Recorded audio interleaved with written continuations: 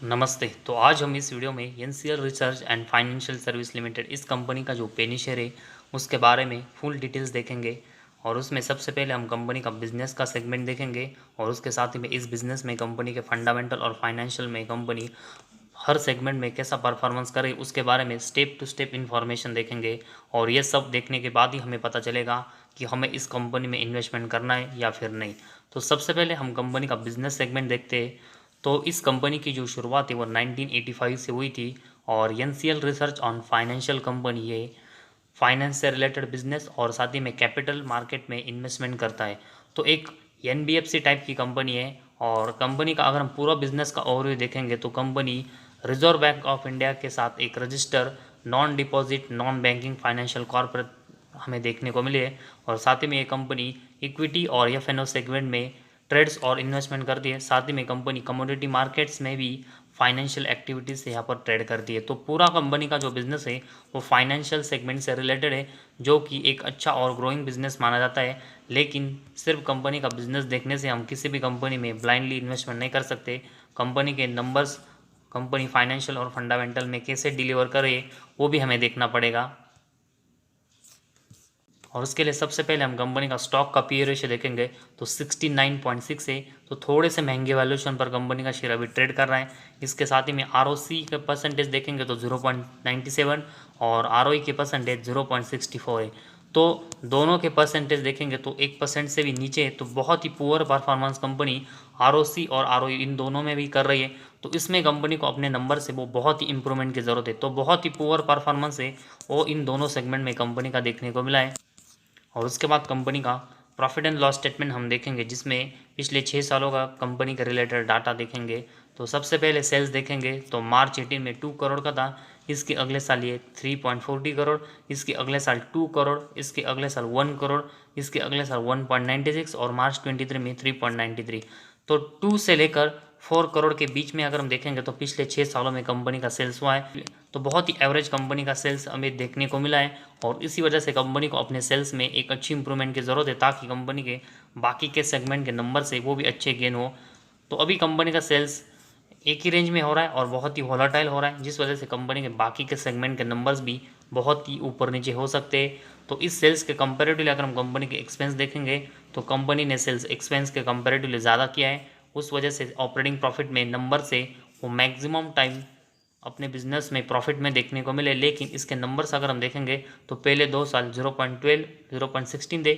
इसके अगले 2 साल देखेंगे तो 0.01। तो बहुत ही परफॉर्मेंस ऑपरेटिंग प्रॉफिट में डाउन हुआ। इसके बाद फिर से बढ़कर 1.10 और मार्च 23 में 0.90।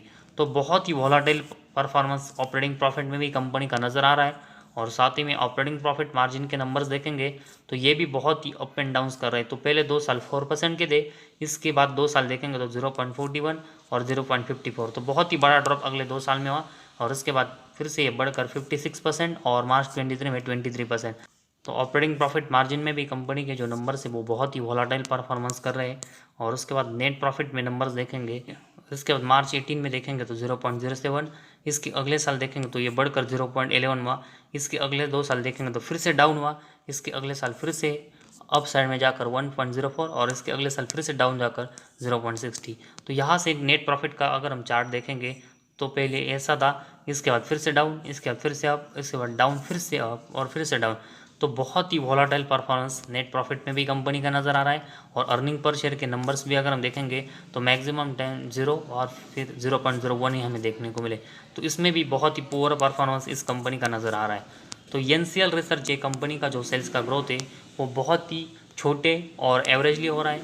और उसके कंपेरेटिवली अगर हम operating profit margin, net profit और अर्निंग पर शेयर के नंबर्स देखेंगे तो ये भी बहुत ही अप एंड डाउन परफॉर्मेंस कर रहे हैं। तो बहुत ही वॉलाटाइल और रिस्की टाइप की हमें कंपनी देखने को मिले, जिस वजह से हम इस कंपनी में अभी किसी भी प्राइस पर इन्वेस्टमेंट नहीं कर सकते। जिस तरह बहुत ही वॉलाटाइल परफॉर्मेंस है उस वजह से एक बड़ी और अच्छी इन्वेस्टमेंट के बारे में अभी हम इस कंपनी में रिस्क नहीं ले सकते।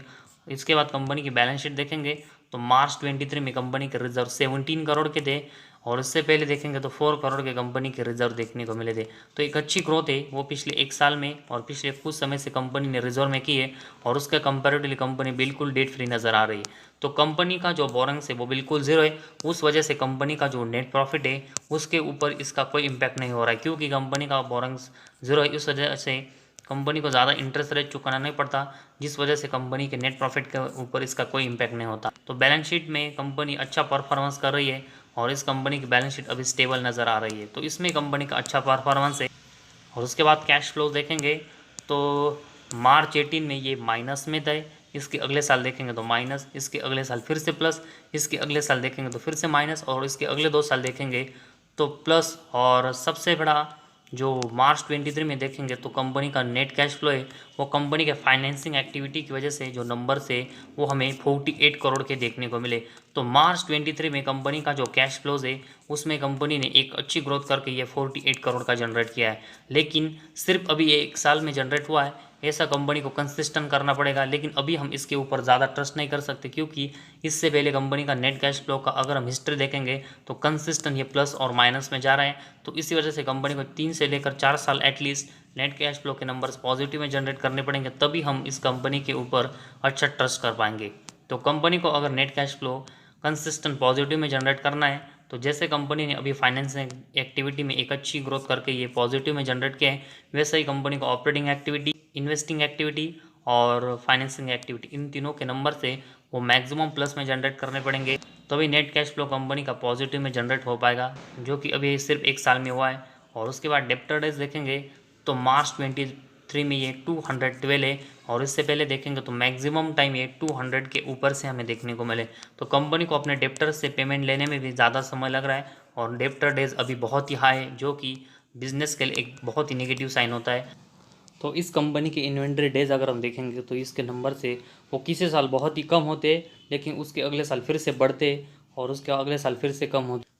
और अभी भी एवरेजली अगर हम कंपनी की इन्वेंट्री डेज देखेंगे तो अभी हमें बहुत ही हाई नज़र आ रहा है। तो कंपनी को अपने इन्वेंट्री बेचने में भी अभी बहुत ही समय लग रहा है, तो इसमें भी कंपनी को एक बहुत ही अच्छी इंप्रूवमेंट की ज़रूरत है। तो डेब्टर डेज और इन्वेंट्री डेज इन दोनों के नंबर से वो अभी बहुत ही हाई है और ये कंपनी के बिजनेस के लिए एक बहुत ही नेगेटिव साइन होता है।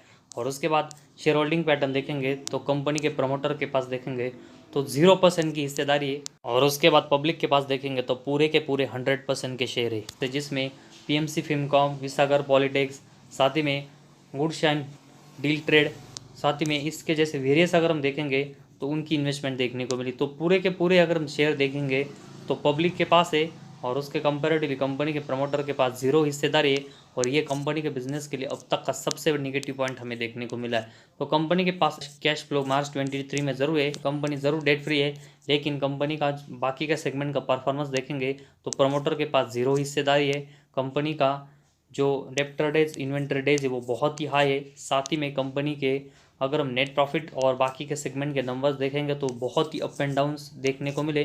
तो बहुत ही वोलाटाइल परफॉर्मेंस कंपनी के नेट प्रॉफिट का है और उसमें भी कंपनी के नंबर से वो ज़्यादातर हम 1 करोड़ के ऊपर देखने को नहीं मिले। तो बहुत ही छोटी कंपनी है और कंपनी के नंबर्स भी अभी बहुत ही छोटे और उसमें भी कंपनी का परफॉर्मेंस है वो बहुत ही वोलाटाइल है और इसी वजह से हम इस कंपनी में अभी इन्वेस्टमेंट का रिस्क नहीं ले सकते। तो कंपनी को सबसे पहले प्रमोटर को अपनी जो हिस्सेदारी वो इस कंपनी में एटलीस्ट कुछ तो दिखानी पड़ेगी, तभी कंपनी के प्रमोटर का कंपनी के ऊपर ट्रस्ट है वो हमें पता चलेगा। लेकिन अभी कंपनी के प्रमोटर का कंपनी के ऊपर कोई भरोसा नहीं है और इसी वजह से हम भी इस कंपनी के ऊपर अभी कोई भरोसा नहीं कर सकते और इसी वजह से हमें बिल्कुल जिस तरह कंपनी के फंडामेंटल बहुत ही वीक नज़र आ रहे और कंपनी कंसिस्टेंट परफॉर्मेंस डाउन करे, इसी वजह से हमें भी इस कंपनी में अपनी इन्वेस्टमेंट है वो बिल्कुल अवॉइड करके चलना चाहिए।